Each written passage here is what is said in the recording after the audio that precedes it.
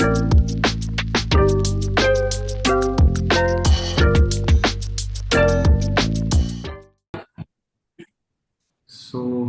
hello everyone. Good evening. Today we will be talking about the log smart transformative practice for a centralized system log management. So, let me introduce myself.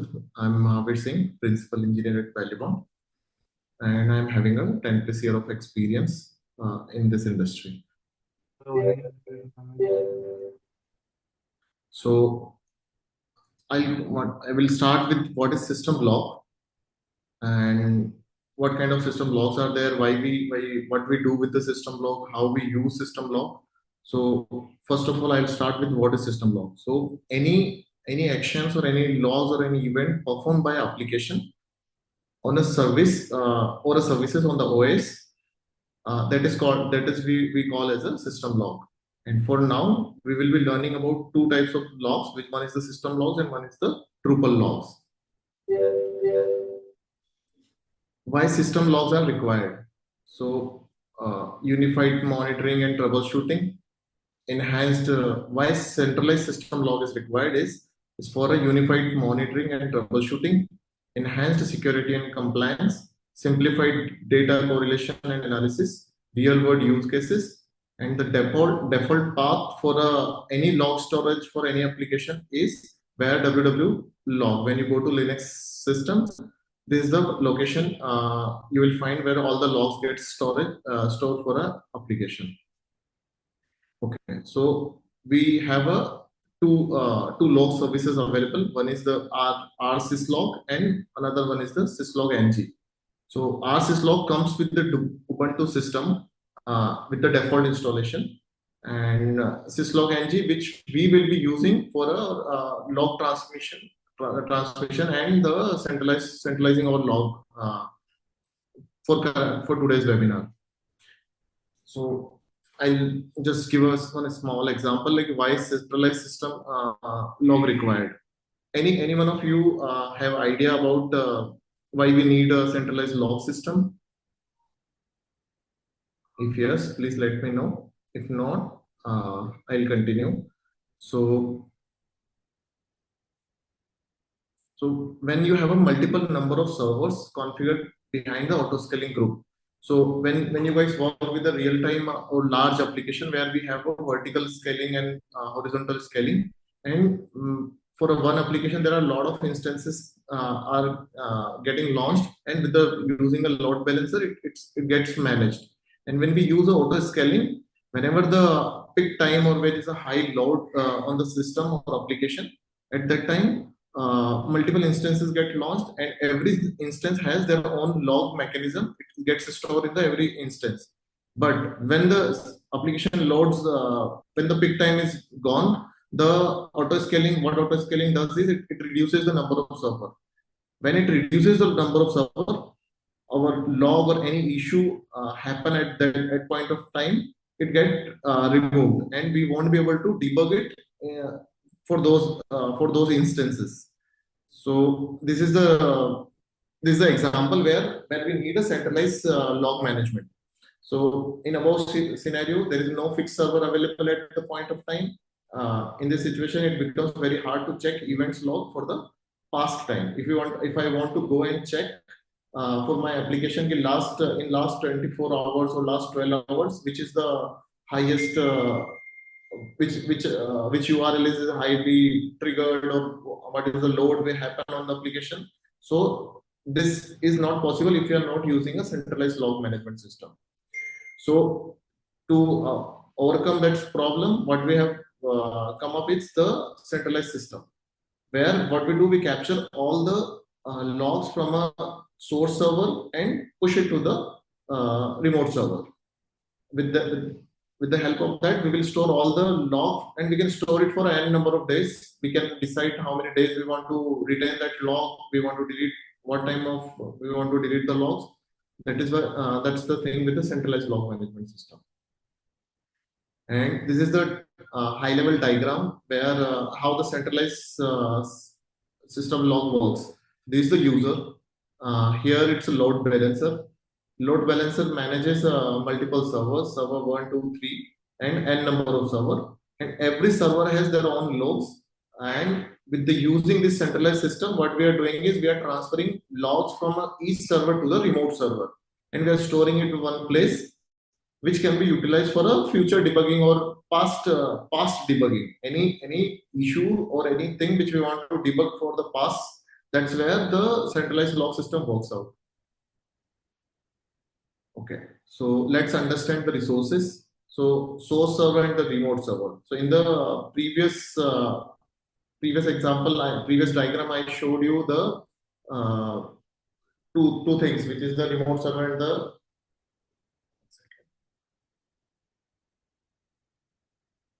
So this is the two server. So we right now we are working with the today in today's session we will be knowing the syslog ng. This is the service which we are going to utilize for our transmitting our logs from a remote to the source to remote. So to get started with, these are the commands which we need to use to install, and this needs to be installed. This needs to be run on both the servers. One is the source server, another is the remote server. So I'll share this PPT or this commands after this call, and with this we are installing a syslog ng, and we are stopping the default which comes our syslog, which comes with the default installation of Ubuntu. So why we are not using R syslog? There is a reason, and syslog ng is highly used for the enterprise client, bigger client, and it's faster than R syslog. And there is both drawbacks and pros and cons for the both. But for this particular example, we are using a syslog ng. And to get started with, we have to make sure that all the inbound port should be open for the remote server. Then only it can accept the logs which we are transferring from one server to the another server. To get started with, first I will go with the practical example as well, but I'm just explaining from the higher side or high level on the PPT. Then we'll go and see the actual on the server as well. So to get started with, first thing is to create a backup. So by default, the configuration file of a syslog ng, the location of that file is, if you go to the root directory, and there you find the etc syslog ng, and inside that there is a conf file. What we do is we create a backup for that file on both the server, for the source server as well and the destination server as well. And this is the first step. We are starting with the source server. So when you do so we have created the backup. Now we have to alter the configuration to push our changes from a remote server to the remote server. So this is the simple syslog ng. This is how it comes by default. Like here it says the main version, and it includes some configuration file and some default configuration of it. And this source, as this is the source system log, like the systems and the internal, all the logs will be. This is the method which gets utilized. Now, how we transfer logs from a remote to the remote server. So in that case, the thing is we have to define the source, then destination, and log is the method which get used to transfer a log from a source to destination. So here the source, when we are working with Apache, when we have application, any application which is using Apache server, this is how the Apache's access logs get stored. This is the location where Apache access logs are getting stored. And we are adding over here destination, like where we want to add a destination. So we are using a UDP method, and this IP is the private IP of our remote server, and this is the port which we are sending these logs. This configuration we are doing on the source server. I'm pretty much sure you guys will be having a lot of questions right now, but when we go to the actual practical, this is gonna be easy for you guys.